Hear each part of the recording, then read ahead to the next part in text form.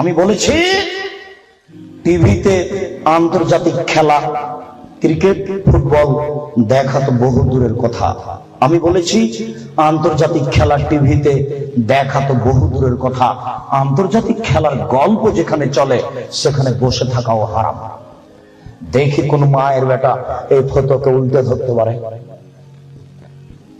আর তোমার বাড়ির উপরে, 5 তলা বাড়ির উপরে অনেকগুলি পতাকা, তার একটা হচ্ছে ব্রাজিলের পতাকা। তুমি ব্রাজিলকে চিনো কে? তুমি কি ব্রাজিলকে চিনো কে? আচ্ছা, তুমি কি কোনোদিন ভেবেছো ব্রাজিল কে? তোমার বিদ্যা তো নেই, তোমার কি একটু বুদ্ধিও নেই? তুমি কি মানুষই নও? রাজশাহী চাঁপাইনবাবগঞ্জের ভাষাতে তুমি কি অমানুষ? তোমার ভিতরে কি কোনো মানবতাই নেই? ওরা ইহুদি, ওরা খ্রিস্টান, ওরা ইহুদি, ওরা খ্রিস্টান। শোনো, যদি তারা শোনে যে তুমি পায়খানায় পড়ে গেছ তাহলে অট্ট হাসি দিবে, আর যদি তোমাকে পাশে পাই তাহলে তোমার মাথার উপরে লাথি মারবে, আর যদি তোমাকে পাশে পাই তাহলে আরো 3 বালতি পায়খানা তোমার মাথার উপরে দিয়ে দেবে। বলো দেখি ওরা কারা? ওরা ইহুদি, ওরা খ্রিস্টান, ওরা জন্মসূত্রেই তোমার শত্রু। ওরা বলছে তোমার নবী ভুয়া, মুহাম্মদ সাল্লাল্লাহু আলাইহি ওয়াসাল্লাম ভুয়া নবী। নবী হলে আমাদের মধ্যে থেকে হবে কেন? ইব্রাহিম আমাদের, সুলাইমান আমাদের, দাউদ আমাদের, মুসা আমাদের, ঈসা আমাদের, ইয়াকুব আমাদের, ইউসুফ আমাদের, সব নবী আমাদের।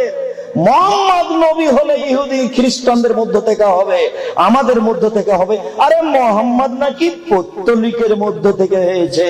ছি ছি ছি ছি ছি, এখানে নবী হবে? ছি ছি ছি ছি ছি, এ ভুয়া নবী। তুমি তার পতাকা মাথার উপরে তোলো কাপুরুষ। তোমার বিদ্যাকে আমি কবর দিতে এসেছি, তুমি মনে রেখো তোমার আমি কিছু না কিছু উপকার করবো ইনশাআল্লাহ। শুনুন, দুনিয়াতে কিছু পাপ আছে মানুষ না করে পাপী। ফুটবল, ক্রিকেট, র্যাকেট খেলা যায় ওই সময়তে যখন টাকার হারজিত থাকবে না, শরীর চর্চা থাকবে, তখন যায়। ফুটবল, ক্রিকেট, র্যাকেট, ভলিবল এগুলো খেলা যাবে ওই সময়তে যখন টাকার হারজিত থাকবে না, শরীর চর্চা হবে। আর যাতে শরীর চর্চা নেই, বসে বসে সময় কাটাই, এটা খুবই খারাপ। চৌসা, ছক্কা, লুডু, দাবা, পাঞ্জা, ক্যারাম বোর্ড, তাস, গেমস, এইসব খেলায় যদি কেউ অংশগ্রহণ করে তাহলে সে তার হাতকে শরীর শুকুরের রক্তের মধ্যে ডুবিয়ে দিয়েছে। মুহাম্মদ সাল্লাল্লাহু আলাইহি ওয়াসাল্লাম বলেন, মান লাইবা বিনারদি শির ফাকাদাত খালায়াদাহু বিদামি খিনজির। কেউ যদি চৌসা, ছক্কা, লুডু, দাবা, পাঞ্জা, ক্যারাম বোর্ড, তাস, গেমস এই ধরনের খেলায় অংশগ্রহণ করে সে তার হাতকে শরীর শুকুরের রক্তের মধ্যে ডুবিয়ে দিয়েছে। তুমি সাবধান থাকো। তাদের পতাকা তো বাড়ির উপরে তোলা দূরের কথা, তাদের পতাকায় পেশাব করে টয়লেট পেপার হিসেবে ব্যবহার করতে হবে। এটাই শরীয়ত। কাপুরুষের সন্তান কাপুরুষ, তুমি শিক্ষিত দেখাতে চাচ্ছ? কে বলেছে তোমাকে শিক্ষিত?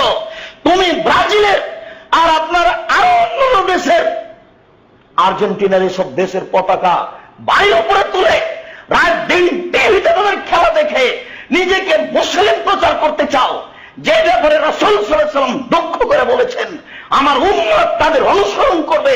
তারা যদি মায়ের সাথে জেনা করে থাকে আমার উম্মত করবে। তিনি নিচে নামতে নামতে নামতে এই বাক্য ব্যবহার করেছেন, আর আপনি তাকে নিয়ে গৌরব করছেন। দিন রাত আপনি তার গল্প নিতে আছেন। সারা পৃথিবীর মানুষ যে ইবাদত বাদ দিয়ে, অন্যান্য ব্যবসা বাণিজ্যের কর্মবাদ দিয়ে সর্বদা টিভির সামনে বসে আছে, এই সময়ের মূল্য দিব কে? সারা পৃথিবীর মানুষ 2 হাত, 5 হাত, 10 হাত, 50 হাত পতাকার কাপড় কিনেছে, এই কাপড়ের মূল্য দিবে কে? সারা পৃথিবীর মানুষ পক্ষপাতিত্ব হয়ে আর একজনের বিরুদ্ধে কথা বলছে, আর একজনের বদনাম করছে, আর একজনের গীবত করছে। দোকানের সামনে মারামারি লেগে যাচ্ছে, খেতে বসে বাপ বেটায় মারামারি লেগে যাচ্ছে, গ্রামে একদল আর এক দলের সামনে মারামারি লেগে যাচ্ছে। এর খেসারত দিবে কে? এটা বুঝবে কে? সাথে সাথে এর সাথে লক্ষ কোটি নারী লগ্ন হয়ে উলঙ্গ হয়ে নাচছে, নারীও আবার তাদের পোশাক পরছে। কত ঘৃণিত, কত ন্যাক্কারজনক, কত নোংরা হতে পারে, এরই নাম সাদৃশ্য। সাদৃশ্য কোনটা? আপনি বিশ্বাস করুন, যারা তাদের পতাকা তুলেছে তাদের সাদৃশ্য ইহুদিদের সাথে, তাদের সাদৃশ্য খ্রিস্টানদের সাথে। তারা শিক্ষিত নয়, তাদের ভিতরে মানবতা নেই, তাদের ভিতরে ইমান নেই, তাদের ভিতরে ইমান নেই, তাদের ভিতরে ইমান নেই। তারা কাপুরুষ, তারা কাপুরুষের সন্তান, কাপুরুষ।